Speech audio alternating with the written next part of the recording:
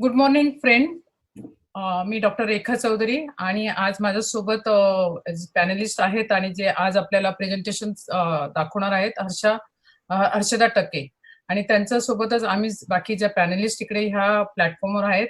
आपल्या इंडस्ट्रीच्या ज्या लेजंड सरला राव आज इकडे आहेत. त्यानंतर लीना खांडेकर आणि डॉक्टर वृषाली आणि मृणाली डोंगरे ह्या आज आपल्या प्लॅटफॉर्मवर आहेत. आणि मला खूप आनंद होतोय की आज आपण मराठीतनं आज पहिला हा सेशन या प्लॅटफॉर्मवर देण्यात येत आहे.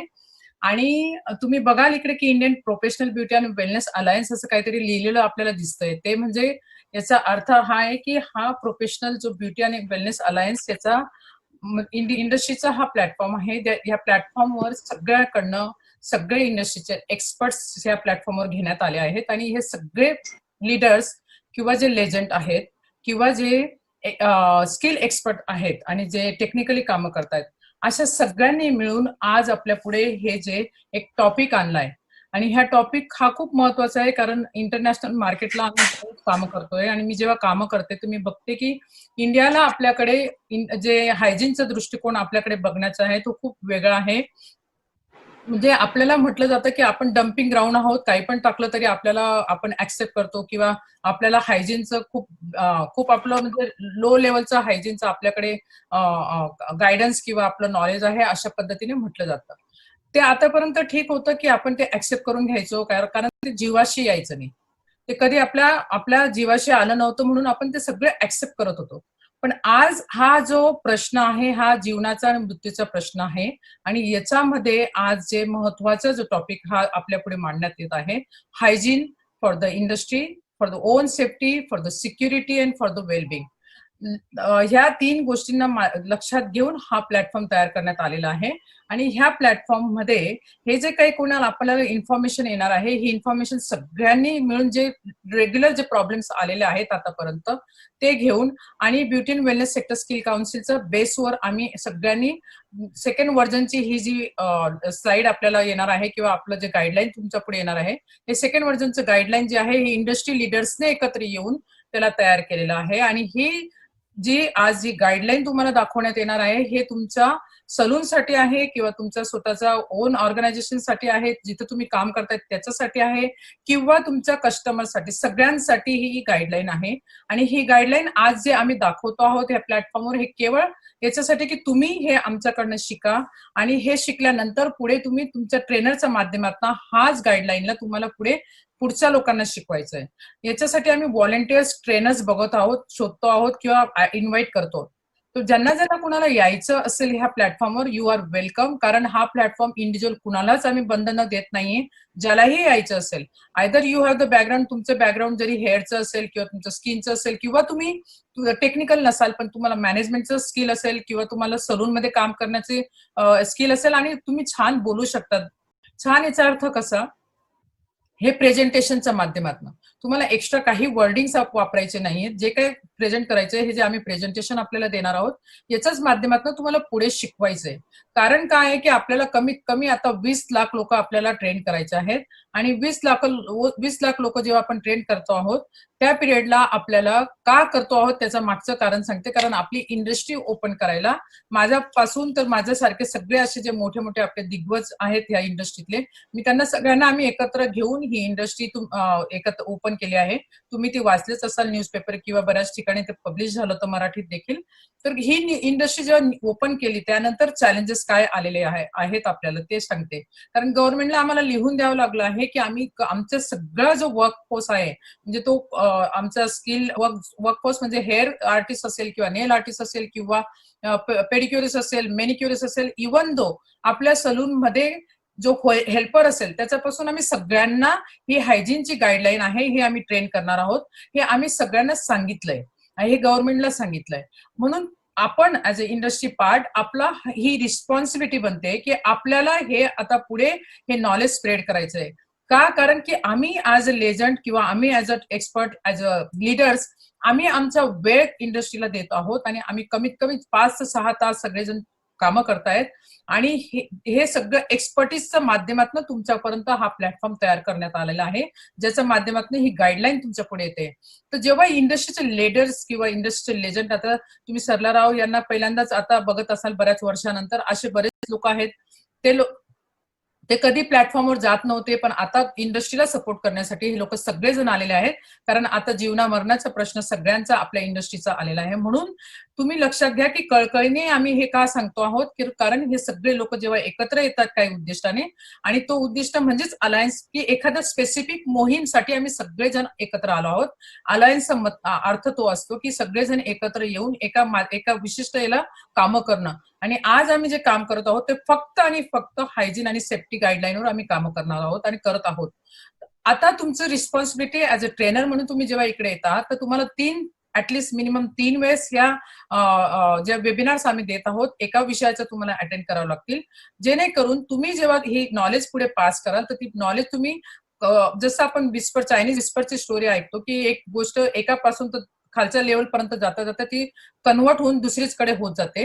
तसं नको व्हायला. कारण का नको व्हायला, कारण याच्या मागे खूप महत्वाचा जो आपल्याला चॅलेंज येणार आहे तो हा आहे की आज पर्यंत हेअर मध्ये मिस्टेक झाली, स्किन मध्ये मिस्टेक झाली किंवा नेल मध्ये कुठल्याही सर्व्हिसेस मध्ये तुमच्याकडनं मिस्टेक झालेल्या त्या ऍक्सेप्ट होत होत्या.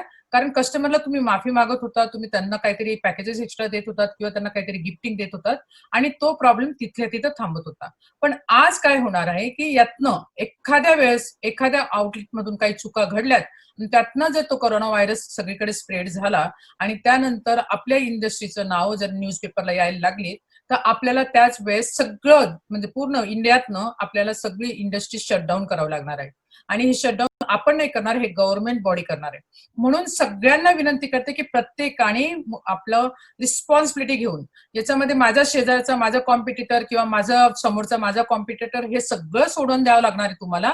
आणि आज फक्त आणि फक्त आपल्याला आपल्या जीवना मरणाशी, आपल्या इंडस्ट्रीच्या जीवना मरणाशी आपल्याला लढायचं आहे आणि त्याच्यासाठी सगळ्यांनी एकत्र यायचंय.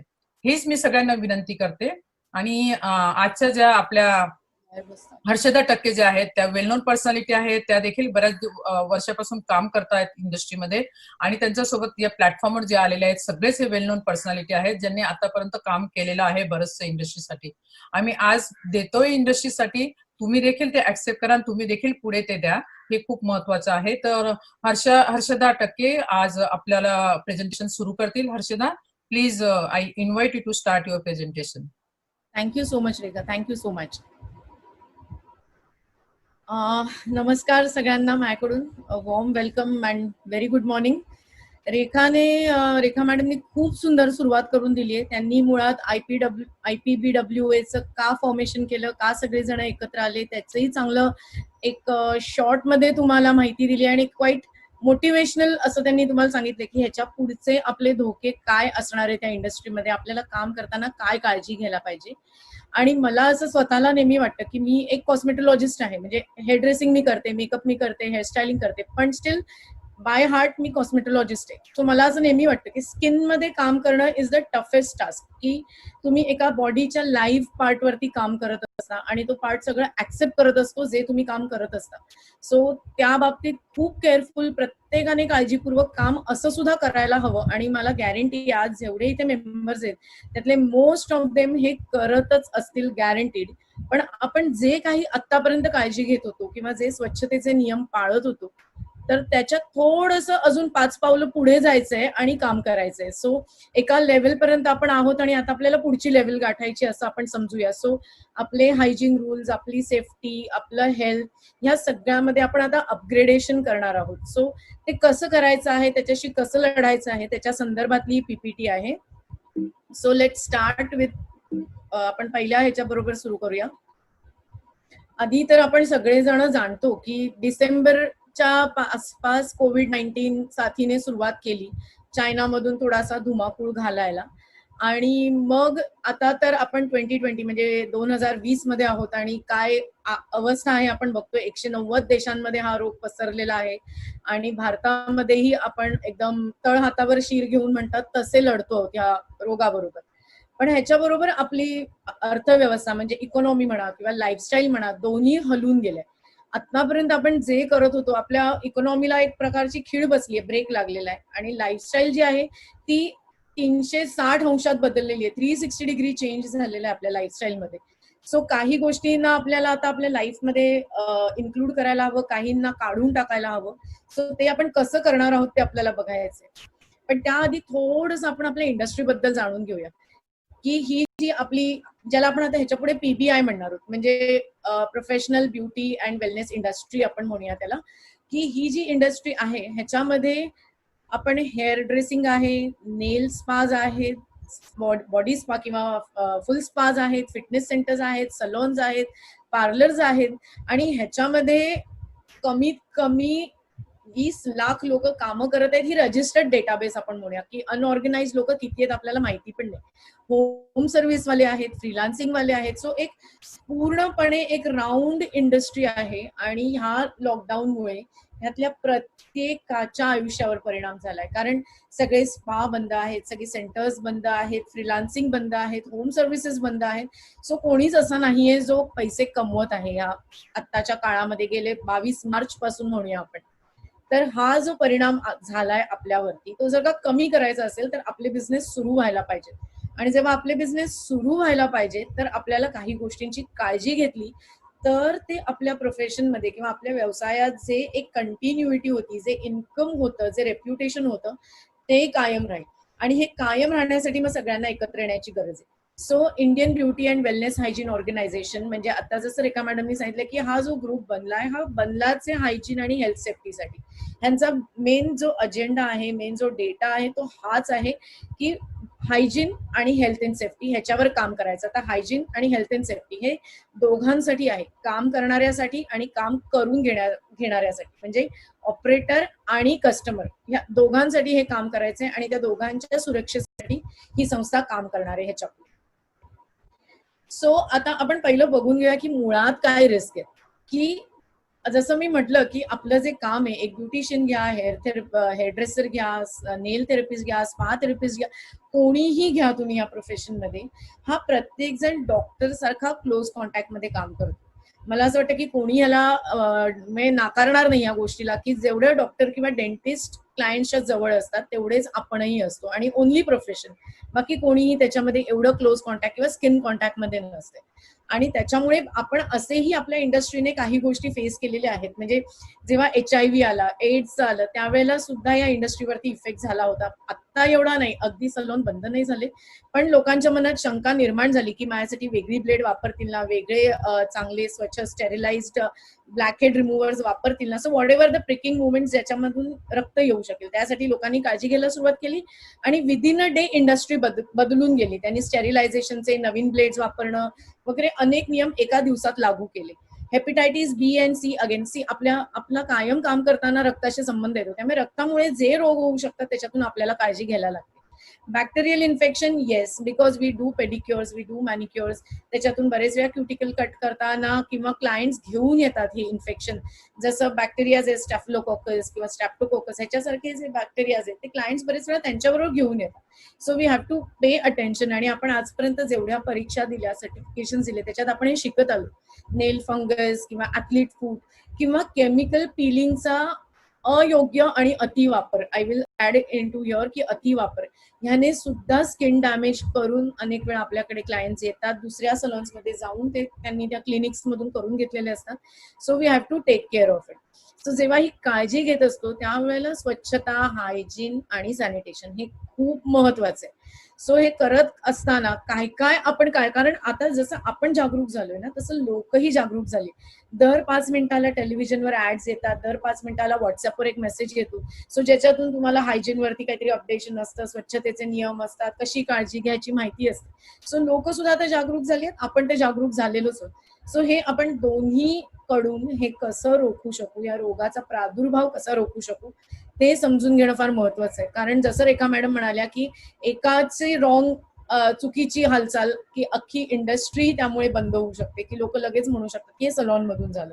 सो आपण आपल्याला हे करूया. आणि आता ह्या आपण पहिलं आपलं विजन समजून घेऊया. विजन म्हणजे आपली काय दृष्टिकोन असणार आहे हे सगळं करताना. सो पहिलं आपण की ग्राहकांची सुरक्षा, त्यांचं हेल्थ म्हणजे आरोग्य ह्याची त्यांना ग्वाही देण्यासाठी आपल्याला आपली जी कामाच्या जागा आहेत त्या सक्षम आणि सुरक्षित करणं महत्वाचं, कारण त्याशिवाय त्यांचा आपल्यावरती विश्वास बसणार नाही. म्हणजे काम करणारा आणि कामाची जागा, ह्या दोनही गोष्टी त्यांना अत्यंत स्वच्छ, संसर्गमुक्त, म्हणजे ज्याला आपण म्हणतो हेल्दी आणि हायजेनिक दिसल्या पाहिजे. माझी एक रिक्वेस्ट आहे की हे जरी मराठी प्रेझेंटेशन असलं किंवा मराठीमधून आज आपण शिकणार असलो तरी काही काही शब्द आपण खूप इंग्लिश शब्द मराठी समजायला लागलो, जसं हेल्थ अँड हायजीन. सो तसे शब्द आपण थोडेसे ऍप्ट करूया, म्हणजे आपल्याला समजणंही सगळ्यांना सोपं होईल. आता उद्देश काय आपला? जसं पहिलं लिहिलंय, संसर्गजन्य रोगाचा प्रसार कमी करा. आजपर्यंत नॉट जस्ट कोरोना, आपण अगदी कोरोनापर्यंत नको पोहोचूया, आपण जर का सुरुवात केली तर खोकला, सर्दी, ताप हे संसर्गजन्य आजार किंवा एखादं बॅक्टेरियल इन्फेक्शन किंवा एखादं व्हायरल इन्फेक्शन, ह्याच्यातून प्रसार हा होऊच शकतो. एक सोपं उदाहरण घ्यायचं तर मी नेहमी डॉक्टरच्या क्लिनिकचं देते, की डॉक्टरच्या क्लिनिकमध्ये एक वेटिंग एरिया असतो आणि तिथे आपण सगळे बसलेलो असतो, आणि आपण जेव्हा बसलेलो असतो तेव्हा आपल्या बाजूला एखादा कदाचित फ्लूचा पेशंट असतो, एखादा खोकल्याचा पेशंट असतो, एखादा डायबिटीसचा असतो आणि एखादा बिचारा फक्त सर्टिफिकेट घ्यायला आलेला असतो. पण ह्याच्यातून ह्या दोघांमुळे ह्या दोघांनाही इन्फेक्शन होऊ शकतं. ज्यांच्याकडे संसर्गजन्य आजार नाहीये त्यांनाही हे होऊ शकतं. सो असे जे इन्फेक्शन आहेत किंवा असा जो वाढणारा प्रभाव आहे तो आपल्याला कमी करायचा आहे. सो हे करत करतच आपण कोरोनापर्यंत पोहोचू शकतो. ग्राहकांची सुरक्षा आणि आत्मविश्वास वाढवायचा आहे. ग्राहकांची सुरक्षा म्हणजे आपल्याकडे ते येतील तेव्हा ते कोणताही आजार घेऊन परत जाणार नाही ह्याची त्यांना गॅरंटी हवी, आणि जेव्हा ही गॅरंटी मिळेल तेव्हा त्यांचा आपल्यामधला आणि सलॉनमध्ये येण्याचा कॉन्फिडन्स जो आहे तो ऑटोमॅटिकली वाढेल. त्याच्यासाठी आपल्याला वेगळं काही करायला लागणार नाही असं मला वाटतं. त्याच्यानंतर सुरक्षित आरोग्य आणि सर्व्हिस प्रोव्हायडर्सची उपजीविका, म्हणजे आपलं स्वतःचं इन्कम कसं चालू राहील, आपल्याकडे लोक कसे येतील आणि त्याच्यासाठी आपण आरोग्यदायी वातावरण कसं निर्माण करू, ह्याच्यावरती आपल्याला जोर द्यायचा आहे ह्या सगळ्या कार्यक्रमांमध्ये. म्हणून हा खटाटोप आहे की संसर्ग, स्वच्छता, हेल्थ अँड हायजीन या सगळ्याचा परिणाम आपल्या इन्कमवर होतोय, जो नाही व्हायला पाहिजे. बऱ्याच जणांची आज भाजी भाकरी या गोष्टींवरती अवलंबून आहे, सो ती थांबलेली आहे, ती आपण सुरू करूया. सो जेव्हा आपण संसर्गजन्य आजार म्हणतो त्यावेळेला अनेक वेळा बॅक्टेरिया आणि विषाणू ह्यांचा समावेश असतो. तसं पाहिलं तर दोन्हीची इन्फेक्शन थोडीफार फरकाने सारखी असतात पण त्यांची लक्षणं वेगळी असतात. पण जो खोकला लाळेच्या किंवा लाळेच्या थेंबांद्वारे, तोंडामार्गे, मलमार्ग, संपर्क मार्गांद्वारे पसरतो आहे त्याला आपल्याला थांबवायचंय, कारण आपण कॉन्टॅक्ट आणि तोंडातून उडणारे थेंब, लाळेचे थेंब ह्याच्यावरती आपला जास्त भर असणार आहे, कारण आपण त्या व्यवसायात आहोत. आता हा पुढाकार घेण्यासाठी, हे करण्यासाठी काय आपल्याला करायला हवं, मेन आपली उद्देश काय असली पाहिजे, तर सगळ्यात पहिलं हे सतत शिक्षण आणि प्रशिक्षण. बऱ्याच वेळा बऱ्याच लोकांना असं वाटतं की मी शिकले, आता माझं झालं, माझा डिप्लोमा झाला. नाही, हे इंडस्ट्रीज अशी आहे की इथे आजचं उद्या जुनं आहे. हा कोरोना उद्या जाणार आहे, कदाचित 4 दिवसांनी वेगळं काहीतरी येणार आहे ज्याची आपल्याला काळजी घ्यायला लागणार आहे. सो अनेक समस्यांना आपण रोज तोंड देत असतो आणि त्याच्यावरून बाहेर पडायला ह्या गोष्टींची खूप गरज आहे आपल्याला, की एक कंटिन्युअस एज्युकेशन आणि ट्रेनिंग या दोन गोष्टी सतत घेत राहिल्या पाहिजेत आणि देत राहिल्या पाहिजेत. So this is give and take. शिक्षण आणि प्रशिक्षण is give and take.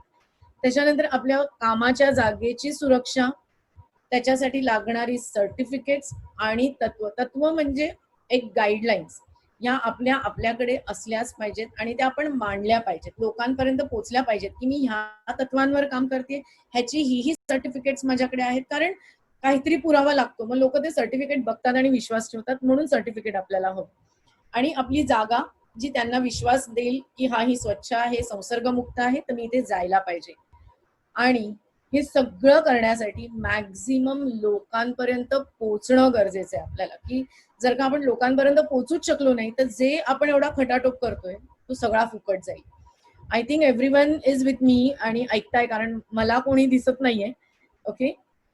सलॉनमध्ये hygiene आणि स्वच्छता. आता सलॉनमध्ये आपल्या हायजीन आणि स्वच्छता कशी सांभाळायची ते आपल्याला बघायचंय. सी, बेसिकली आपण सलॉन आपापलं स्वच्छ ठेवतो, असं नाहीये की आपली सलॉन्स घाणेरडी होती, अस्वच्छ होती, असं अजिबात नव्हतं. त्याशिवाय आपले एवढे क्लायंट्सच बनले नसते बेसिकली, बरोबर. पण आता आपल्याला 3 लेवलवरती सलॉनमध्ये क्लिनिंग किंवा क्लिन्झिंग सांभाळायचं. सो ह्या 3 स्टेप्स कोणत्या आहेत ना ते पहिले आपण समजून घेऊया. सो फर्स्ट इज क्लिनिंग किंवा सॅनिटेशन. ह्याच्यामध्ये मी नेहमी म्हणते की झाडणे आणि पुसणे या 3 गोष्टी आहेत. या 2 गोष्टी महत्त्वाने येतात. आपण कायम सलून ओपन करतो, उघडतो, मग एक कचरा काढतो आणि लादी पुसतो, फर्निचर पुसतो, रॅक्स पुसतो, सगळं स्वच्छ पुसून ठेवतो. जेव्हा आपण हे करतो, थोड्या वेळाने क्लायंट्स 1-2 झाल्यानंतर पुन्हा आपण ही प्रोसिजर करतो. हेअर कटिंग किंवा यासारख्या जेव्हा सर्व्हिसेस देतात तेव्हा तर ते रेग्युलर होत असतं. पण आता आपल्याला थोडंसं अजून डीपमध्ये जायचं, की आतापर्यंत आपण हेअर कटिंग वगैरे सारख्या गोष्टी झाल्यानंतर खुर्च्या क्लीन करत होतो किंवा ट्रॉलीज आणि वर्कस्टेशन क्लीन करत होतो, झाडत होतो आणि पुसत होतो. बट आता आपल्याला प्रत्येक सर्व्हिस नंतर हे करायचंय. बट झाडणं आणि पुसणं ही पहिली पायरी आहे स्वच्छतेची, राईट? त्याच्यानंतर डिसइन्फेक्शन म्हणजे संसर्गाचा प्रादुर्भाव कमी करणं. तर जेव्हा आपण म्हणतो संसर्गाचा प्रादुर्भाव कमी करणं म्हणजे ह्याच्यामध्ये आपण जर का असं उदाहरण घेतलं की एखाद्या जागेमध्ये 100 बॅक्टेरियाज किंवा व्हायरस असे मिक्स आहेत, तर डिसइन्फेक्शन मध्ये साधारणपणे त्यातले 50 ते 60% आपण म्हणूया निघून जातात, may be more than that. पण 100% निघून नाही जात. काही जे आपण म्हणूया की स्टबन असतात, स्ट्रॉंग असतात, ते तिथेच राहतात की त्या डिसइन्फेक्टंट जो वापरलाय त्याची ताकद कदाचित त्याच्यासाठी थोडी कमी पडली आणि तो तिथे राहिला. पण ह्या गोष्टी गरजेच्या आहेत, ज्याला आपण जे डिसइन्फेक्टंट स्प्रेज वापरतो, डिसइन्फेक्टंट वाईप्स वापरतो, त्याने आपण हे स्वच्छ करत असतो वारंवार, राईट? आणि सगळ्यात मोठी स्टेप असते निर्जंतुकीकरण किंवा स्टेरिलायझेशन ज्याला आपण म्हणतो, ज्याच्यामध्ये आपण शिकलोय आपल्या सिलेबसमध्ये 20 मिनिटं उकळणं, वाफ देणं वगैरे अनेक गोष्टी शिकलो. ह्या सगळ्यांमध्ये काय होतं की तो व्हायरस किंवा ते बॅक्टेरिया 100% मारले जातात. ओके, त्याच्यामध्ये मग हा नाही मारला जात, तो नाही मारला जात असं होत नाही. पण मग ह्याच्या प्रोसिजर्स पण तेवढ्या ताकदीच्या आणि वेगळ्या असतात, राईट? इथे आपल्याला दिसतंय, इमेजेस दिसतायत, त्यातून आपण समजून घेतोय की झाडणं म्हणजे काय, पुसणं म्हणजे काय, स्टेरिलायझेशन म्हणजे काय, पण डिटेलमध्ये आपण थोडंसं पुढे येणार आहोत ह्याच्या. सो पहिलं होतं आपलं सॅनिटेशन किंवा स्वच्छता किंवा सॅनिटायझेशन. सॅनिटायझेशन मध्ये जसं मी पहिलंच म्हटलं की पहिली महत्वाची पायरी की झाडणं आणि पुसणं हे आपण आजतागायत करत आलोय आपल्या सलूनमध्ये, वेळोवेळी करत आलोय. सो ही आपली पहिली पायरी आहे, कारण ह्याच्यामध्ये आपण जे सॉलिड डर्ट्स आहेत किंवा सॉलिड डर्ट पार्टिकल्स आहेत, म्हणजे मोठे डर्ट पार्टिकल्स, ते आपण काढून टाकतो झाडण्यामध्ये किंवा पुसण्यामध्ये. So this is very important. So I will request here की जेव्हा आपण पुसतो तेव्हा स्वच्छ पाण्याची गरज आहे आणि त्याच्यातही डिसइन्फेक्टंटची किंवा फिनाईल सारख्या घटकांची गरज आहे, पण हे पुसणं फार महत्वाचं आहे. त्याच्यानंतर येते डिसइन्फेक्शन. डिसइन्फेक्शन मध्ये आपण बघितलं की we have wipes, we have sprays किंवा त्याच्यामध्ये आपल्याला सोल्युशन्स दिली जातात जी पाण्यामध्ये मिक्स करून आपल्याला वायपिंगचं काम करायचं असतं. So we have ready wipes, we have sprays आणि आपल्याकडे ही सोल्युशन्स आहेत जी पाण्यामध्ये घालून आपण वापरली जातात. ह्याच्यामध्ये मॅक्झिमम आपण जे रॅक्स पुसतो किंवा फर्निचर पुसतो किंवा आपलं फ्लोरिंग पुसतो किंवा आपण बॉटल्स पुसून ठेवतो, त्याच्यानंतर प्रत्येक वापरानंतर कोम्स क्लीन करतो किंवा ब्रशेस क्लीन करतो, पॅलेट्स क्लीन करतो, हे सगळं ह्या डिसइन्फेक्शन मध्ये इन्क्लुडेड असतं. आता यांचे प्रकार कोणते आहेत आपण मगाचपासून इमेजेस मध्ये बघतो आहोत. स्प्रे आहेत, वाईप्स आहेत आणि सोल्युशन्स आहेत. सो आपल्या गरजेप्रमाणे हे वापरावं असं मी म्हणेन की मला जर का फ्लोअर क्लीन करायचंय किंवा मला फर्निचर क्लीन करायचंय तर वाईप्स हे छोटे असतात, मला त्यांचा उपयोग नाही होणार. पण मग अशा वेळेला मी पाण्यामध्ये सोल्युशन डायल्यूट करून पटकन मॉपने क्लीन करून घेऊ शकते. मोठे मोठे सर्फेसेस साठी मी सोल्युशन वापरेन. पण हे जर का मला काचा किंवा आरसे किंवा अशा वस्तू पुसायच्या तर आय यूज स्प्रे, कारण त्याच्यामुळे ते फटाफट तो स्प्रे पूर्ण काचेवर पसरला जाऊ शकतो आणि छान रीतीने स्वच्छ पटकन होऊ शकतो, कारण त्याला पाण्याची गरज नाही. बरेच वेळा अनेक फर्निचर मधल्या गोष्टी अशा असतात जिथे पाण्याची गरज नसते, पाण्याने त्या खराब होऊ शकतात. फॉर एक्झाम्पल आपले वुडन फर्निचर्स वगैरे असतात, त्या ठिकाणी मला स्प्रे कामाला येईल. बट जेव्हा मला माझा कोम क्लीन करून ठेवायचा आहे किंवा सीझर पुसून ठेवायची आहे किंवा मला काउंटरचा छोटा पार्ट पुसायचा आहे, सो मला त्याला वाईप्स कामाला येतील, कारण wipes are small in size. So मला छोटे छोटे ब्रशेस, छोटे छोटे स्पॅच्युलाज आणि अशा वस्तू त्यावेळेला पुसण्यासाठी मला वाईप्स कामाला येतील. सो आपल्याला विचार करायचा आहे की मला ह्यातलं काय वापरायचंय कोणत्या सरफेससाठी. आता ह्यांचे इन्ग्रेडियंट समजून घेणं खूप गरजेचं आहे. इथे आम्ही, तुम्ही जर का स्लाइड मध्ये तुम्हाला सगळ्यांना दिसत असेल तर इथे आम्ही काही ब्रँड्स मेन्शन केलेत. बट मी ह्याच्यामध्ये म्हणेन की एकदम ब्रँड टू ब्रँड न जाता की हा आमच्या ट्रेनिंग मध्ये हा ब्रँड दाखवला होता, सो ह्याच्यामध्ये न जाता आय विल रिक्वेस्ट की हे जे आम्ही इन्ग्रेडियंट्स लिहिलेत ते तुम्ही नोट करून ठेवा, तुमच्याकडे वहीमध्ये लिहून ठेवा, तर ते तुम्हाला तुमच्या त्या बॉटलच्या लेबलवर वाचता येतील. Okay, so first one we have is a sodium hypochlorite. So sodium hypochlorite हे नॉर्मली हे जरा स्ट्रॉंग डिसइन्फेक्टंट आहे, त्याचे फ्युम्स तयार होतात. सो शक्यतो इनर एरियासाठी नाही वापरावं. आपले ज्याला आपण म्हणतो की इंटेरियर्स आहेत त्याच्यामध्ये नाही वापरावं. बरेचसे सलॉन्स क्लमझी असतात, म्हणजे तिथे व्हेंटिलेशन नसतं, फक्त एसी थ्रूच व्हेंटिलेशन केलं जातं. तो अशा ठिकाणी आय विल रिक्वेस्ट की हे डिसइन्फेक्टंट नाही वापरावं, कारण त्याला थोडंसं स्ट्रॉंग वास आहे. पण आपल्या वॉशरूम्स आहेत किंवा बाहेरचा एरिया आहे किंवा डोअर्स आहेत, दरवाजांच्या बाहेरच्या साईड्स आहेत, ह्या ठिकाणी आपण हे वापरू शकतो वॉशरूम किंवा फ्लोअरसाठी आणि सराउंडिंग एरियासाठी. आता ह्याचा commonly available brand is Domex, right. त्याच्यानंतर आयसोप्रोपाईल अल्कोहोल, ज्याला आपण आयपीए म्हणतो. आता हे आयपीए जे आहे हे बरेच वेळा बेन्झाइलकोनियम क्लोराईड बरोबर येतं किंवा हायड्रोजन पेरॉक्साईड बरोबर पण येऊ शकतं. पण नॉर्मली आयपीएचे स्प्रे किंवा वाईप्स जास्ती अवेलेबल आपण करायला पाहिजे, ज्याच्यामुळे आपण जे पोरस इक्विपमेंट्स आहेत, म्हणजे तुमचे फायलर्स असतील किंवा तुमच्या व्हेरी ऑनेस्टली ब्लो ड्राय ब्रशेसच्या बऱ्याच वेळा हँडल्स रबरचे असतात जे पोरस असतात. सो ते असतील किंवा एखादा सरफेस असेल जो पोरस आहे, पोरस म्हणजे सच्छिद्र, ज्याला छोटे छोटे छोटे होल्स आहेत, राईट. सो त्यांच्यासाठी आपल्याला हे वापरता येतील. किंवा आता जर का ऍड्स बघत असू, बरेचसे ब्युटी सेंटर झाले, आपल्याला व्हॉट्सअपवरती एक मेसेज बेस्ट आहे ज्याच्यामध्ये पाठवत आहे, ज्याच्यामध्ये स्प्रे आहेत.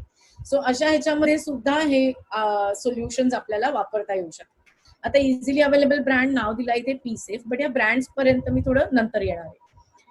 लास्ट इज अल्कोहोल बरोबर वापरलेलं बेन्झलकोनियम क्लोराईड, जे फ्लोअरसाठी सराउंडिंग एरियासाठी वापरलं जातं. ज्याचं एक कॉमन ब्रँड आहे लायझॉल. आणि इफ यू रिमेंबर, लायझॉल सारखे ब्रँड्स आहेत जे आपण घरामधली सुद्धा लादी पुसतो. सो त्याला एक माइल्ड फ्रेग्रन्स ऍड केलेला असतो, जो ज्याच्यामुळे क्लायंट्सना त्रास होत नाही, राईट. सो नाव हिअर मी माझ्याकडून असं ऍड करीन की जेव्हा तुम्ही घेता तेव्हा तुमचे डिस्ट्रीब्युटर्स आहेत, तुमचे अनेक वर्षांचे बांधलेले डिस्ट्रीब्युटर्स आहेत आणि आज प्रत्येक डिस्ट्रीब्युटर ह्या प्रॉडक्टमध्ये आहे. सो त्यांच्याकडे चौकशी करा, त्यांच्याकडच्या प्रॉडक्ट्स वरती ही नावं वाचा की हे आहे का, ह्याच्यामध्ये हे कोणत्या फॉर्म मध्ये अवेलेबल आपण बघितलंय, स्प्रे आहेत, वाईप्स आहेत आणि सोल्युशन्स आहेत. सो हे कोणत्या फॉर्म मध्ये आहे आणि मग मी ते वापरू शकते, बरोबर. ह्याचं पर्सेंटेज बघा आणि त्याप्रमाणे ठरवा. जर का सोडियम हायपोक्लोराईड हे स्ट्रॉंग डिसइन्फेक्टंट आहे तर ते किती पर्सेंट पर्यंत आहे, मग ते कसं वापरायचं आहे ह्याचा साधक बाधक विचार करा. अँड आय विल से की मेडिकल स्टोअर्स मध्ये जाणं किंवा जनरल स्टोअर्स मधून हे ब्रँड विकत घेऊन जास्त पैसे खर्च करण्यापेक्षा आज बरेच डिस्ट्रीब्युटर्स, बरेच ब्युटी सेंटर्स त्यांच्याकडून आपल्याला ऑफर्स देत आहेत, because we are their loyal buyers. So ह्या गोष्टींचा फायदा घ्या. आजपर्यंत एवढं सामान आपण त्यांच्याकडून खरेदी केले, सो ते आपल्याला जर का देतात ते ऑफर्स तर आपण त्या घेतल्या पाहिजेत. It is for us, right. आणि स्टेरिलायझेशन मध्ये 2 मेथड्स मेजरली वापरल्या जातात. वरती आपण बघतोय एक प्रेशर कुकर सारखं इन्स्ट्रुमेंट आहे ज्याला आपण ऑटोक्लेव्ह म्हणतो. सो जेव्हा आम्ही चर्चा करतो त्यावेळेला बरेचसे सलॉन ओनर्स म्हणतात की हे आम्हाला परवडणार नाही. सो फायनली प्रत्येक गोष्ट जी आपल्या खिशाला परवडते त्या हिशोबाने आपल्याला करायची. सो ह्याच्यामध्ये ती वस्तू वाफवली जाते आणि ती क्लीन केली जाते. बट आम्ही प्रिफर करू की हे तुम्ही तुमचे शार्प किंवा मेटल इन्स्ट्रुमेंट जे आहेत त्यांच्यासाठी हे मेजरली वापरलं जावं, असं आमचं म्हणजे माझं रेकमेंडेशन आहे. आणि दुसरा आहे युव्ही स्टेरिलायझर. सी वस्तू तर स्टेरिलाइज केली, ऑटोक्लेव्ह सुद्धा माझ्याकडे आहे, स्टेरिलायझर पण माझ्याकडे आहे. पण मी ती वस्तू स्टेरिलाइज केल्या मी ती वापरायला नाही काढत, ती मला त्याच्यातून बाहेर काढून ठेवायला लागते. सो मग ती सुरक्षित कुठे ठेवायची तर मला युव्ही स्टेरिलायझर मध्ये ठेवायची. त्याचबरोबर मेकअपचे ब्रशेस किंवा अशा वस्तू आहेत ज्याला ड्राय स्टेरिलायझेशनची गरज आहे, त्या आपण ऑटोक्लेव्ह मध्ये स्टेरिलाइज नाही करू शकत. मग त्यांच्यासाठी ऑप्शन काय असेल तर हा युव्ही स्टेरिलायझर हा ऑप्शन आहे, कारण ह्याच्यामध्ये ड्राय स्टेरिलायझेशन होतं, which is very very useful. आता हे आपण रेडी केलं आपलं सलॉन, ज्याच्या मार्गे आपण आपलं सलॉन स्वच्छ करू शकतो, स्वच्छ ठेवू शकतो. आता येथील त्यातले स्टाफ किंवा कर्मचारी आपण म्हणूया की त्यांच्यासाठी एक जनरल सूचना इथे आपण देणार आहोत की ज्याच्यामुळे तुम्ही तुमच्या स्टाफवरती कंट्रोल ठेवू शकता, हायजीन अँड हेल्थ रिलेटेड, बरोबर.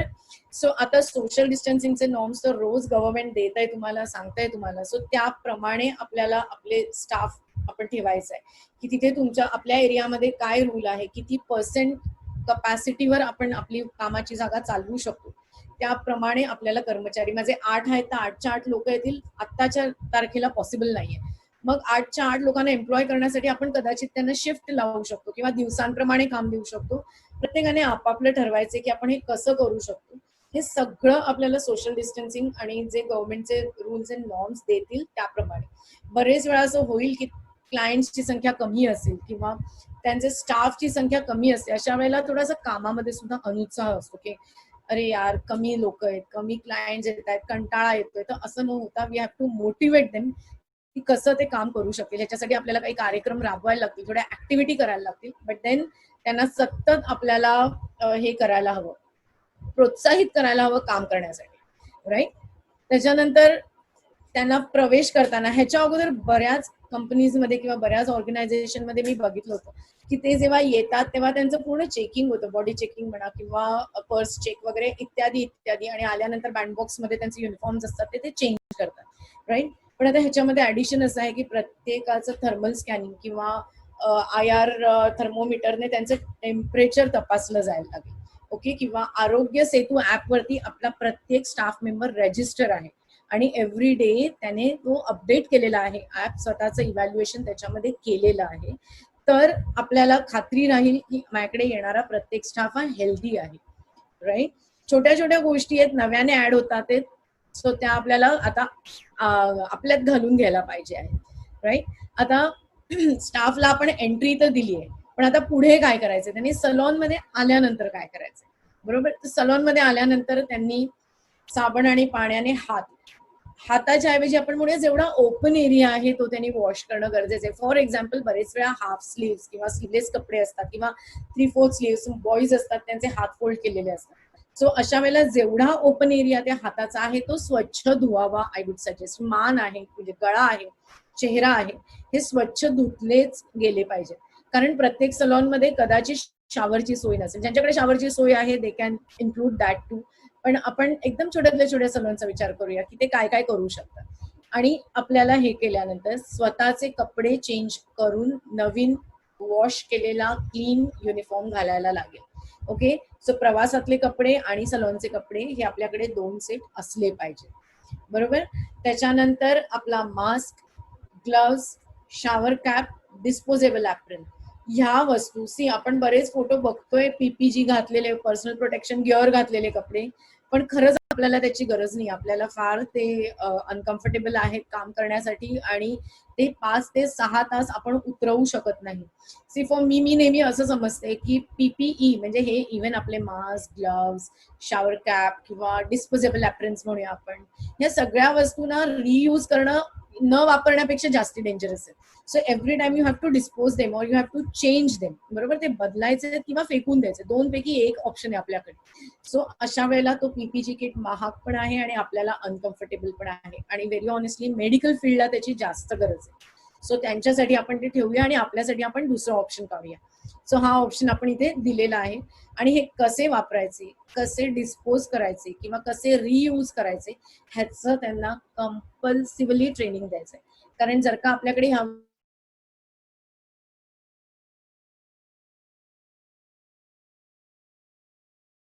गरजेचं आहे. त्याच्यानंतर आतापर्यंत आपले हे होते स्टाफ मेंबर्स एकत्र जेवायला बसत होते. एक बॅच संपली की एक स्पेसिफिक नंबर एकत्र बसत होते. आपण सलॉन मधून त्यांना ताट, वाट्या, चमचे, पाण्याचे ग्लास वगैरे अनेक गोष्टी, हे त्यांच्या कम्फर्टसाठी आहे, आपण असं काही वेगळं करत नव्हतो, पण त्यांना आपल्या कामाच्या ठिकाणी आराम मिळावा किंवा आपलंसं वाटावं म्हणून आपण ह्या गोष्टी करत होतो. पण आता ते कायमचे आपले राहावेत म्हणून काही गोष्टींवरती आपल्याला बंधनं आणायला लागतील. सो त्यांनी जेवणं एकट्याने जेवणं गरजेचं आहे आणि त्यांच्या लंच बॉक्स मधूनच जेवणं गरजेचं आहे. इन्स्टेड आपण त्यांना काही कटलरी पुरवू, ओके. किंवा त्यांनी त्याची स्वतःची कटलरी आणून जेवावं, हा एक नवा ऑप्शन आता बऱ्याचशा कॉर्पोरेट कंपनीजनी ऑप्ट केलेला आहे. सो आपणही तसा करू शकतो. त्याच्यानंतर कामावर येताना जेवढ्या लोकांना शक्य आहे तेवढ्यांनी स्वतःच्या वाहनावरून आलं तर इन्फेक्शनची भीती कमी होते, कारण आपण दुसऱ्या लोकांना स्पर्श करणार नाही. हे एक सोपं कारण आहे. त्यांच्या मोबाईल्स असतील किंवा त्यांच्या मोपेड्स असतील किंवा कार्स असतील, व्हॉटएव्हर, ज्यांना शक्यच नाही इट्स ओके, त्यांच्यासाठी अनेक ऑप्शन्स आपण काढलेले आहेत. पण ज्यांना शक्य त्यांनी स्वतःचं वाहन वापरावं. त्यानंतर दिवस संपल्यानंतर म्हणजे ज्या वेळेला त्यांची शिफ्ट किंवा सेशन संपेल त्याच्यानंतर त्यांनी कपडे बदलून घरी गेलं पाहिजे. अगेन तेच, जर का सलॉनमध्ये शॉवर फॅसिलिटी असेल तर शॉवर घेऊन कपडे बदलून गेलं पाहिजे. जर का नसेल शक्य तर युनिफॉर्म चेंज करून घरी जाऊन ताबडतोब स्नान करावं. आय विल सजेस्ट, इथे माझ्याबरोबर बरेच आहेत लोक जे स्टाफ आहेत किंवा स्वतःचे सलॉन्स आहेत. So I will request them, जेव्हा तुम्ही घरी जाता तेव्हा सोफ्यावर बसणं, मुलांशी बोलणं हे न करता ताबडतोब बाथरूम मध्ये जाऊन पूर्ण गरम पाण्याने शॉवर घेऊन कपडे गरम पाण्यात भिजवून फॅमिलीमध्ये आलं पाहिजे. ह्यानी आपल्या फॅमिलीची हेल्थ मेंटेन राहील, आपल्यामुळे त्यांना इन्फेक्शन होणार नाही.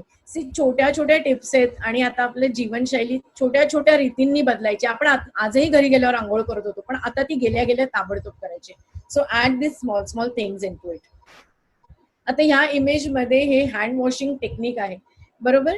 सो हे आपल्याला फॉलो करायचं आहे. मी म्हणेन की ह्याचा तुम्ही एक फोटो काढून ठेवलात तरी चालेल तुमच्याकडे, or you can just check it कसं आहे. हा फोटो बरोबर आपण बघता बघता सुद्धा आपण या ऍक्शन स्वतः बरोबर करून बघू शकतो. But I will only add की एस्पेशली आपल्या ह्या बोटांच्या गॅप्स, त्याच्यानंतर आपल्या या बोटांवरती असणाऱ्या लाईन्स, ह्यांची काळजी घेणं जास्त गरजेचं आहे. आणि आपल्या तळ हातांवर असणाऱ्या रेषा. So almost all. आणि अगेन मगाशी मी ऍड केल्याप्रमाणे जर का कोपरापर्यंत हात उघडा आहे तर तो कोपरापर्यंत वॉश करा. Don't just wash your palms. हे माझी एक पर्सनल रिक्वेस्ट असेल तुम्हाला ह्याच्यामध्ये. सो जसं टीव्हीवरची ऍड एक पूर्वी ऍड होती की तुझा साबण स्लो आहे का, पण आता आपल्याला साबणाला स्लोच करायचंय आणि 20 सेकंद हात कंपल्सरी आपल्याला धुवायचे आहेत. राईट नाव सोशल डिस्टन्सिंग जे आता आपण आपल्या ऑपरेटर्सना रेडी केलंय, आपले सलॉन्स रेडी केलंय. नाव समथिंग अबाउट अवर क्लायंट्स, कारण आता पुढची स्टेप आहे क्लायंट्स. सो क्लायंटसाठी आपण काय काय करू शकतो, बरोबर. सो पहिला नियम आपण दिलाय, सोशल डिस्टन्सिंग राखण्यासाठी प्री बुकिंगचा पर्याय निवडा. अपॉइंटमेंट देताना क्लायंटचा विश्वास मिळवण्यासाठी मूलभूत आरोग्यासाठी प्रश्न विचारा. एकदम सिम्पल करूया ह्याला. बऱ्याच, मला गॅरंटी आहे बऱ्याच लोकांनी ह्याच्या आधीही अपॉइंटमेंट्सवर भर दिलेला आहे, बट माझ्या अंदाजाने प्रमाण 60-40 किंवा 70-30 होतं. सो आता आपल्याला ते 95+ करायचं आहे. जेवढं होईल तेवढं क्लायंट्सना अपॉइंटमेंट घेऊनच येण्याची सवय लावा. बऱ्याच वेळेला असं होतं की नाही येत आमच्याकडे अपॉइंटमेंट घेऊन, पण आता आपल्यावरती वर्कस्टेशनचं खूप इम्पॉर्टन्स आहे, खूप कमी आहेत आपल्याकडे ऑपरेटर्स पण कमी आहेत. सो हे जे पुढे सगळे नियम आहेत ना, ते त्याच्या अनुषंगाने येणारे आहेत. की समजा कोणी वॉक इन आलं आणि आपल्या सलॉनमध्ये जागा नसेल तर आपल्याला त्यांना परत पाठवायला लागेल. सो रिक्वेस्ट युअर क्लायंट, जेव्हा फोनवरती त्यांना रिक्वेस्ट करा की मॅडम तुमच्यासाठी अपॉइंटमेंट फार महत्वाची असेल, म्हणजे तुम्हाला थांबायला लागणार नाही किंवा परत जायला लागणार नाही. जर अपॉइंटमेंट घेतली की तो स्लॉट आम्ही खास तुमच्यासाठी फ्री ठेवू. जेव्हा आपण खास तुमच्यासाठी हे 2 शब्द येतात ना, त्यावेळेला क्लायंट्सना खूप छान वाटतं आणि ते ऑटोमॅटिकली अपॉइंटमेंट आपल्याकडे करायला लागतात. Right. So this is the way we have to work with the clients. ना आउटलेटमध्ये गर्दी टाळण्यासाठी वॉक इन्स आणि त्यांना आपल्याला बेसिक क्वेश्चन्स विचारायचे. Sorry I miss that point.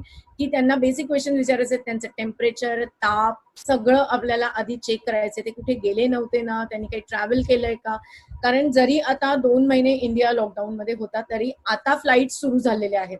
So may be ते आलेले असतील आणि आपल्याकडे आले असतील. प्लीज चेक, त्यांच्या हातावरती क्वारंटाईन स्टॅम्प्स नाही आहेत ना, या काही गोष्टी आहेत ज्या आपल्याला लक्ष ठेवायला पाहिजे. त्याच्यानंतर त्यात जसं आपल्या स्टाफच्या आणि आपल्या फोनमध्ये आरोग्य सेतू ऍप असणं आवश्यक आहे, तसंच त्यांच्याही असलं पाहिजे.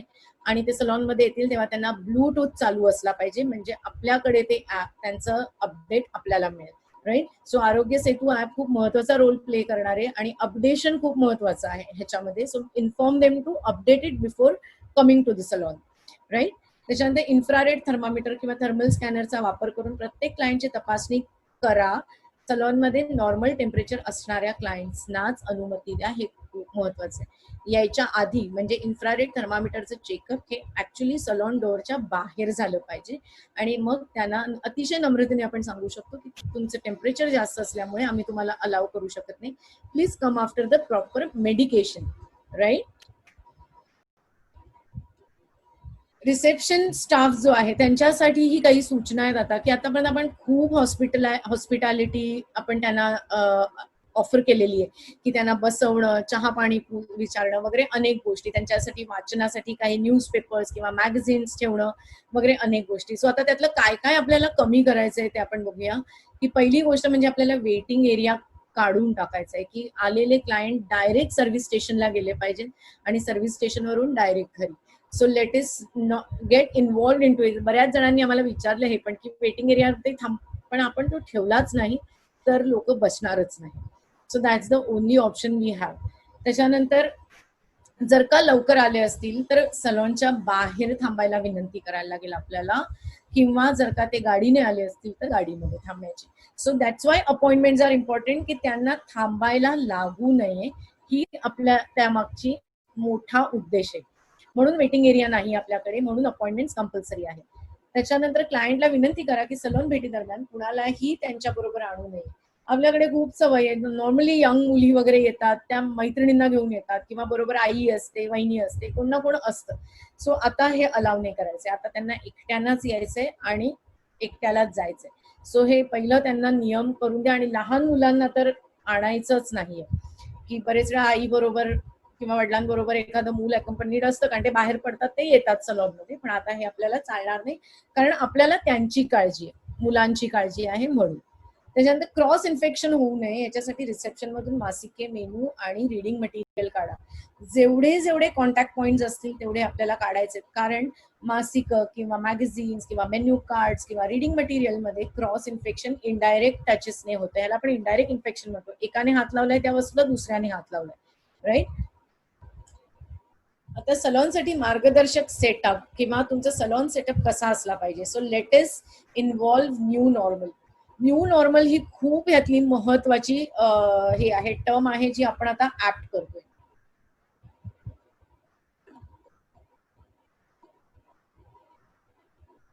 सगळ्यात पहिला महत्वाचा नियम की 2 वर्क स्टेशन मध्ये 6 फुटाचं अंतर असलं पाहिजे, म्हणजे ऑटोमॅटिकली आपली वर्क स्टेशन कमी होणार आहेत, राईट.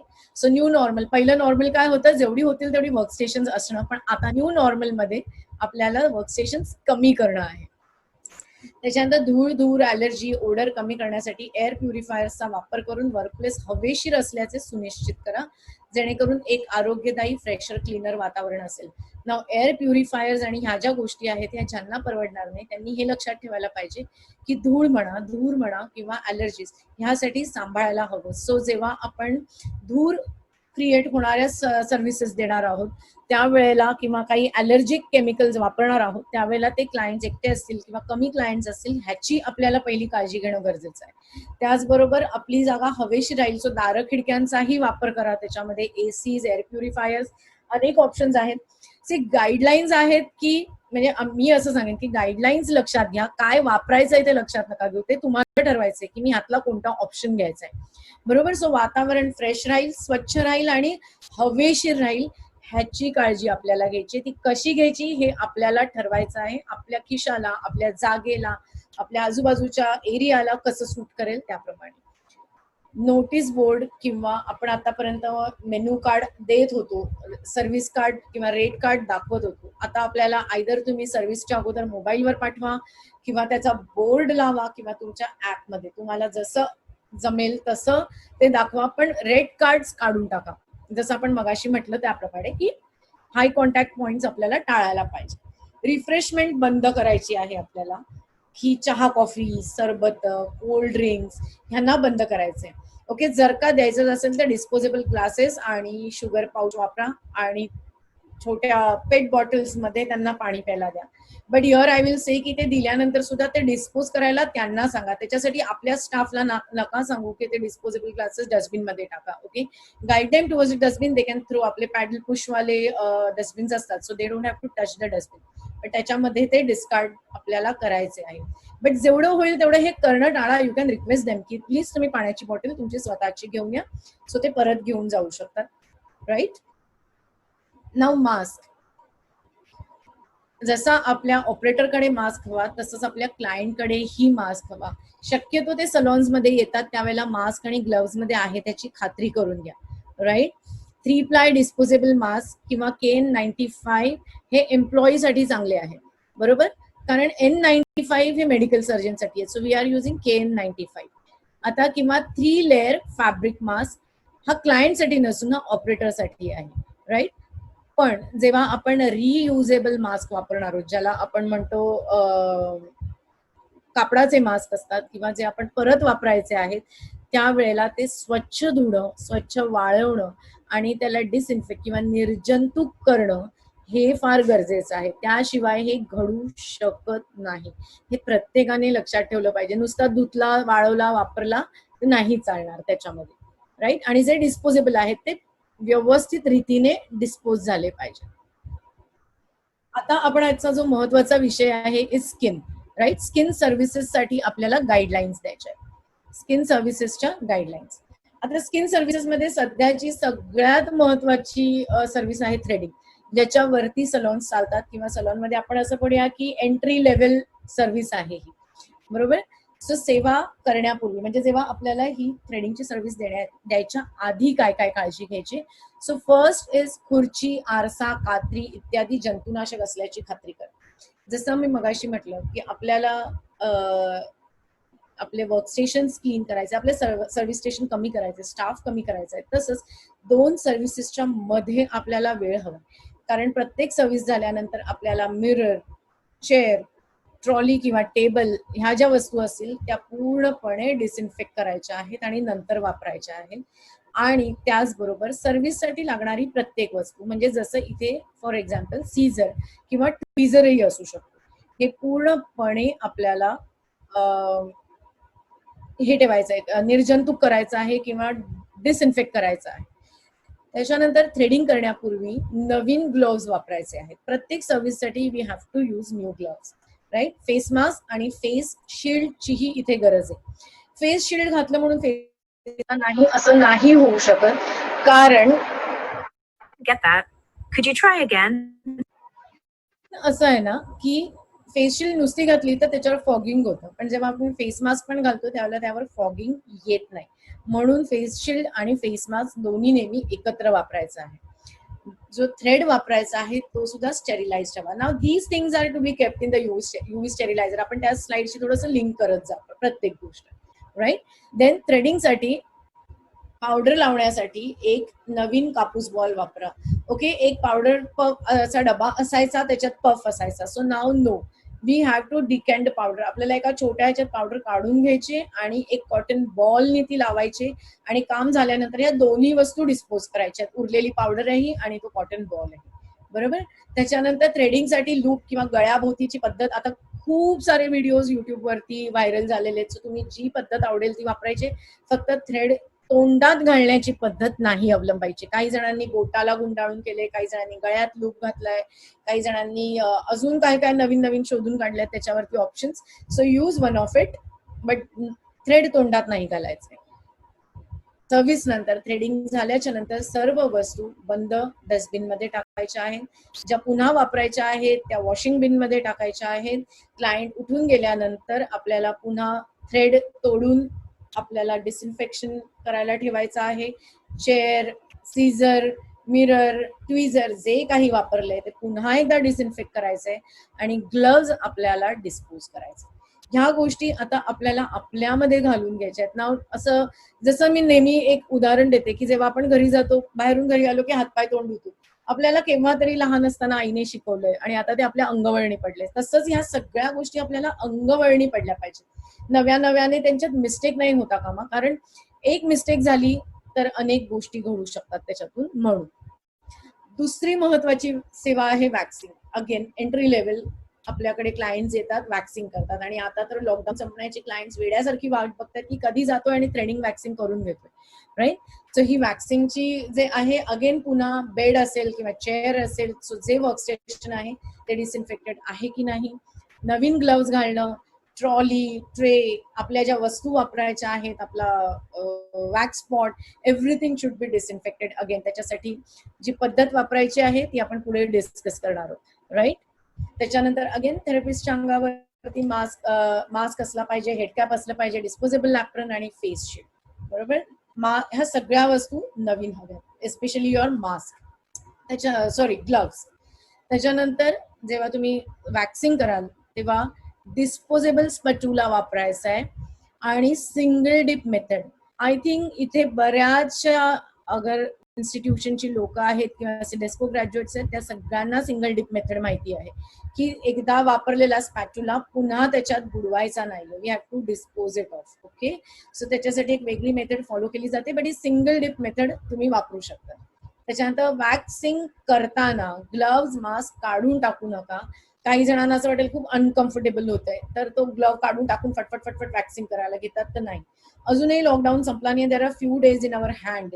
सो त्यावेळेला ग्लव्स घालणं, त्यांनी नाईफ धरणं वगैरे प्रॅक्टिस तुम्ही घर बसल्या करू शकता प्रत्येक जण, असं मला वाटतं. प्लीज त्याची प्रॅक्टिस करा की ती स्ट्रिप हातात धरणं, तो ग्लव्ह नाईफ हातात धरणं.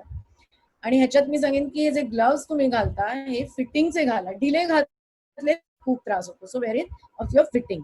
आणि वॅक्स वरती फुंकायचं नाही. आपल्याला खूप सवय आहे, वॅक्स आपण घेतो आणि ते गार करण्यासाठी फुंकतो आणि मग अप्लाय करतो. So don't do it. Okay, it is not fair to do so. बरोबर. त्याच्यानंतर कॉटन बॉलने, जसं आपण मगाशी थ्रेडिंग मध्ये केलं तसंच, की एकच कंटेनर आणि एकच तो पफ न वापरता पावडर एका छोट्या कंटेनरमध्ये किंवा बोलमध्ये काढून घ्या. त्याच्यामधून ती कॉटन बॉलनी वापरा आणि डायरेक्ट त्यांच्या हातावर, पायावर, विचेवर वॅक्सिंग एरिया आहे त्याच्यावरती लावायचं आहे. आणि जेव्हा वॅक्सिंग करून झाल्यानंतर ह्यातली प्रत्येक वस्तू बंद डस्टबिन मध्ये, आतापर्यंत जर का कोणाच्या सलूनमध्ये उघडं डस्टबिन असेल, मला असं वाटत नाही, बट स्टील कोणी करत असेल तर आता आपल्याला सगळ्यांना कव्हर्ड डस्टबिन आणायचे. सो जे डिस्पोजेबल आहे ते डिस्पोज करा, वॅक्स स्ट्रिप्स रॅप करून प्रॉपर डिस्पोज करा. आणि पुन्हा एकदा वर्क स्टेशन, तुमचं वॅक्स हीटर, सीझर, ट्विझर जे काही वापरले ते तुम्हाला स्टेरिलाइज करायचंय. आणि ते ग्लव्स जे वापरलेले आहेत ते तर डिस्पोज ऑफ करायचेच आहेत. सो स्ट्रिप्स, ग्लव्स आणि स्पॅच्युलास आपल्याला डिस्पोज करायचे आहे. सेवा करण्यापूर्वी फेशियल, फेस क्लीनअप, ह्या ज्या गोष्टी आहेत ह्या आतापर्यंत आपल्याला असं आहे, सगळ्यांना लोकांना भीती आहे फेशियल करण्याची. Before I start I would like to state something. भीती वाटते बऱ्याच जणांना, बट आता अनेक गोष्टी पॉसिबल आहेत. बरेचसे हँड्स फ्री फेशियल सुद्धा आपण करू शकतो. सो हे करताना आपण बघूया की आपण ते कसे करू शकतो. सो पहिले नियम तर ते सेमच राहतील, जे 4 आहेत ते, की तुम्हाला वर्क स्टेशन क्लीन करायचंय, नवीन ग्लव्स वापरायचे आहेत, नवीन मास्क वापरायचा आहे, डिस्पोजेबल एप्रिन वापरायचं आहे, ट्रॉली, ट्रे, स्टीमर, सगळे मशीन सेटअप करण्यापूर्वी डिसइन्फेक्ट करायचं. राईट, स्वच्छ पुसून घ्यायचे, त्यांना डिसइन्फेक्टंटनी वाईप करायचंय अँड एव्हरीथिंग. आता जेव्हा आपण सर्व्हिस देतो त्यावेळेला बऱ्याच ठिकाणी क्लायंट्सना कपडे चेंज करायला देतात. आता हेही काही लोक सांगतात की नाही करायला पाहिजे, बट आय वुड सजेस्ट की ते करावं. आणि तुम्ही कापडाचेही गाऊन्स वापरू शकता. गरज नाही की डिस्पोजेबलच वापरले पाहिजेत, फक्त कापडाचे वापरताना वापरल्यानंतर ते आपल्याला स्वच्छ धुवायचे आहेत आणि डिसइन्फेक्ट करायचे आहेत.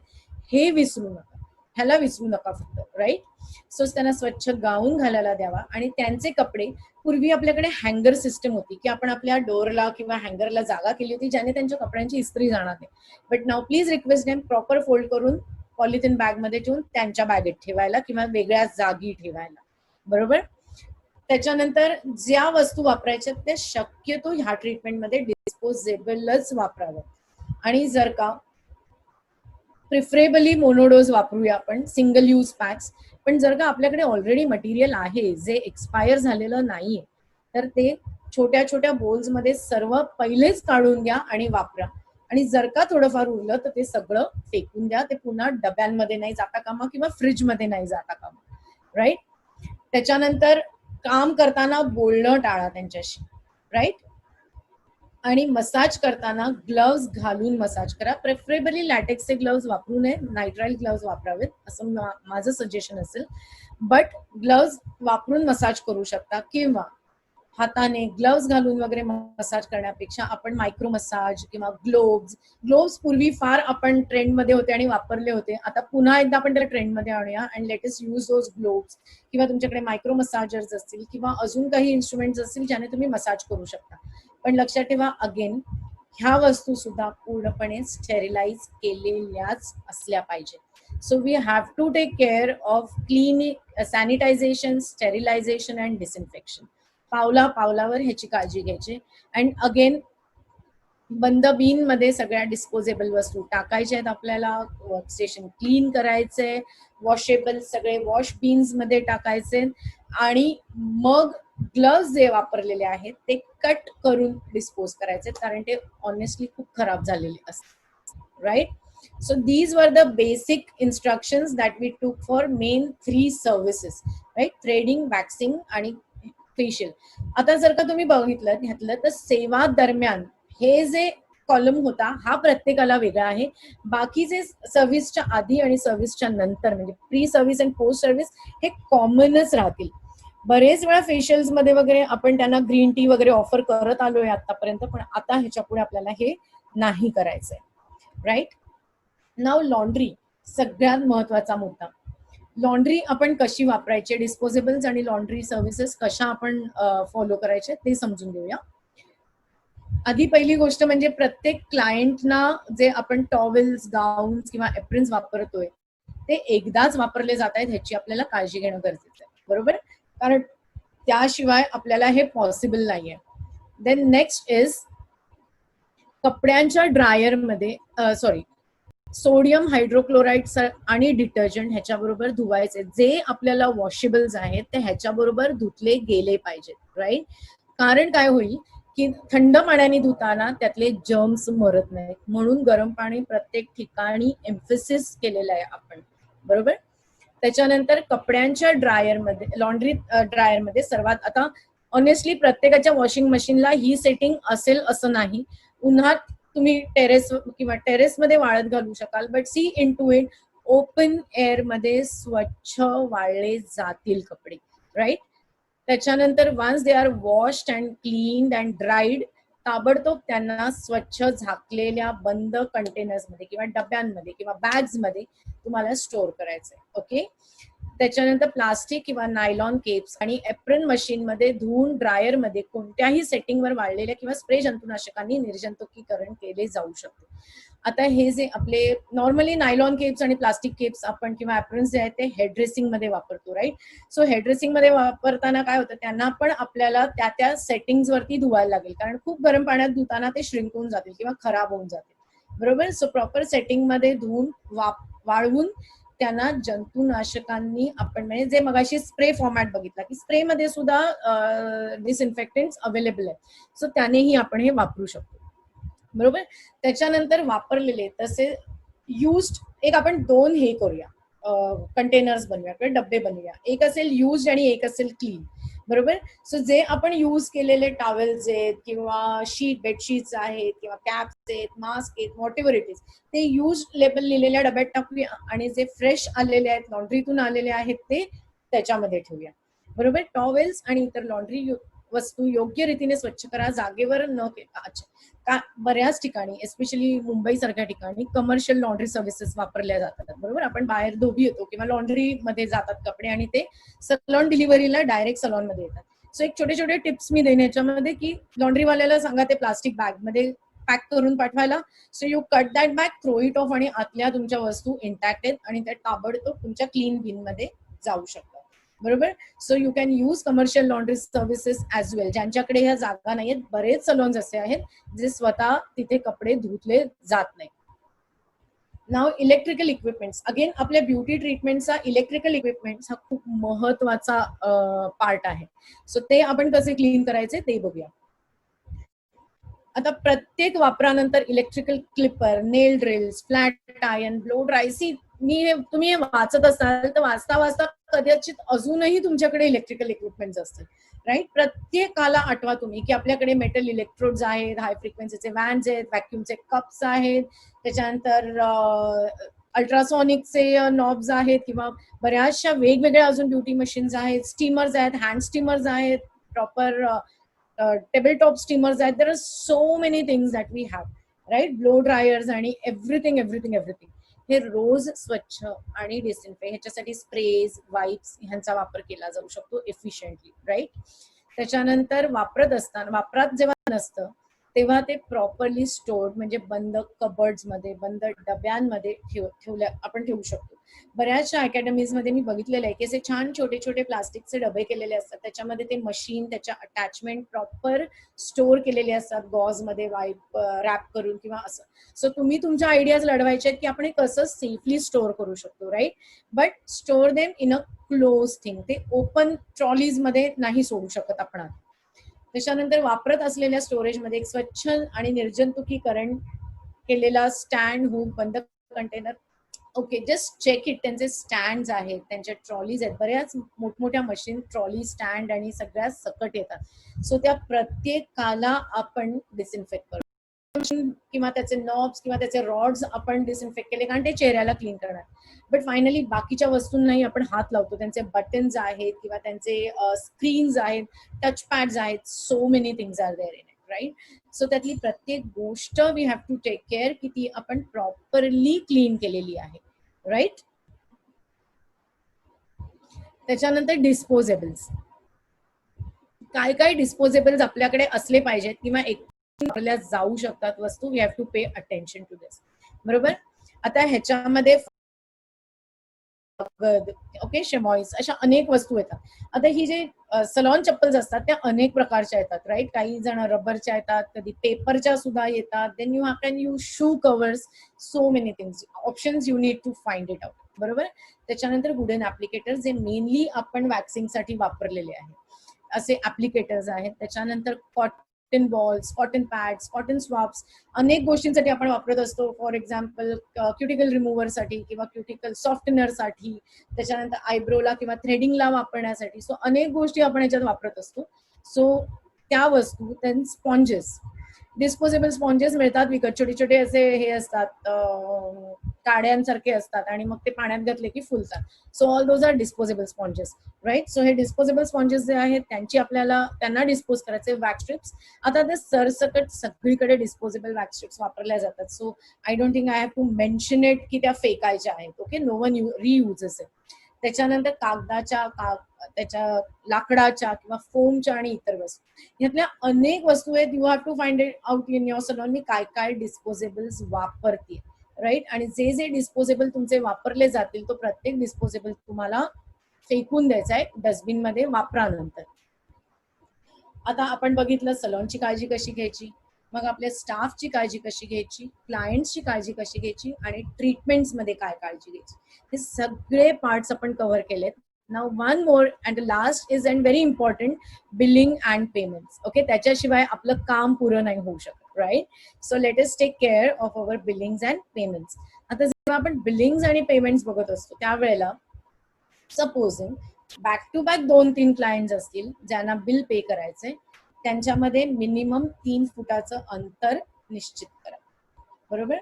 जी बिल्स त्यांना द्यायचे, इनव्हॉइसेस जी तुम्ही क्रिएट करता ती व्हॉट्सअप मधून, ईमेल मधून, PDF फाईल्स मधून तुम्ही त्यांना पाठवू शकता. So that's a online transaction. त्याच्यानंतर जे पेमेंट ऑप्शन्स आहेत, जेवढे तुम्ही डिजिटल वापरू शकाल तेवढे जास्त चांगले आहेत. ओके, आजकाल आपण टीव्हीवर पण ऍड बघतोय, आता गावातले शेतकरी सुद्धा वापरायला लागले डिजिटल ऑप्शन्स.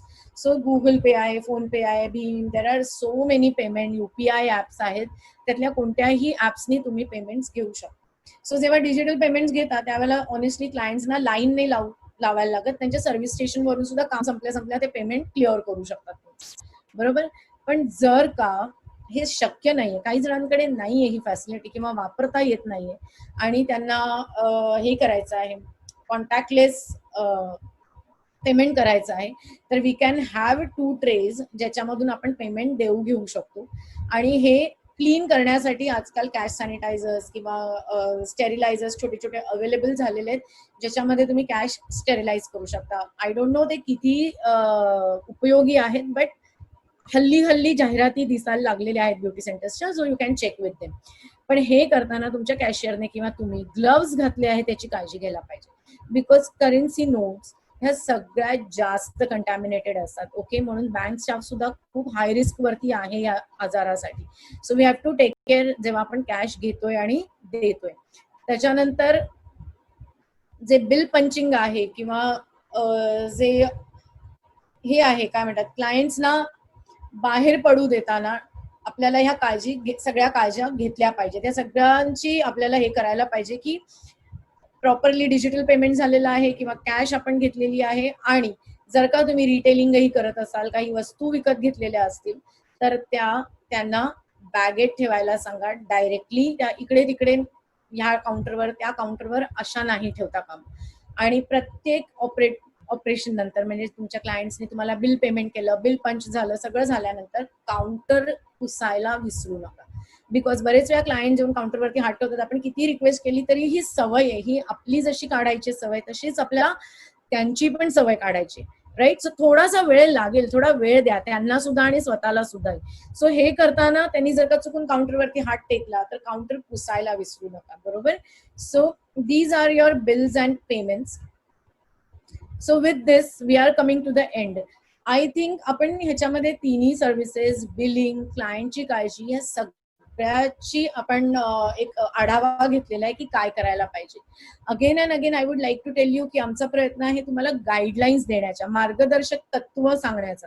आता ते तुमच्यासाठी तुम्ही कसं वापरत जाल ही प्रत्येकाची स्वतःची जबाबदारी आहे. कदाचित तुमच्याकडून एखादी नॉव्हेल आयडिया सुद्धा निघू शकते की काय घडेल ह्याच्याबरोबर, मी ह्याच्याऐवजी हे असंही करू शकते. So many things we have, right. So just take it and do it, right. So thank you so much for this presentation की तुम्ही ऐकलंय आमच्या बरोबर. And I am stopping this screen sharing and getting back to it. Over to Rekha. So beautiful presentation with the simple language and nicely explained the whole inside. खूप सुंदर पद्धतीने हर्षदा खूप छान पद्धतीने एक्सप्लेन केलं आहे. आणि थँक्यू सो मच. बऱ्याच आणि ह्याच्यात आपण एक सांगायला फक्त मी विसरले की ह्याच्या पुढे नमस्ते, याच्या पुढे नमस्ते. कॉन्टॅक्ट नसतं, ह्याच्या पुढे That's the नमस्ते. important जेव्हा thing आपण what Harshada is saying. नमस्ते खूप महत्वाचं आहे आणि छान पद्धतीने एक्सप्लेन, सिंपल पद्धतीने एक्सप्लेन केलेलं आहे. आणि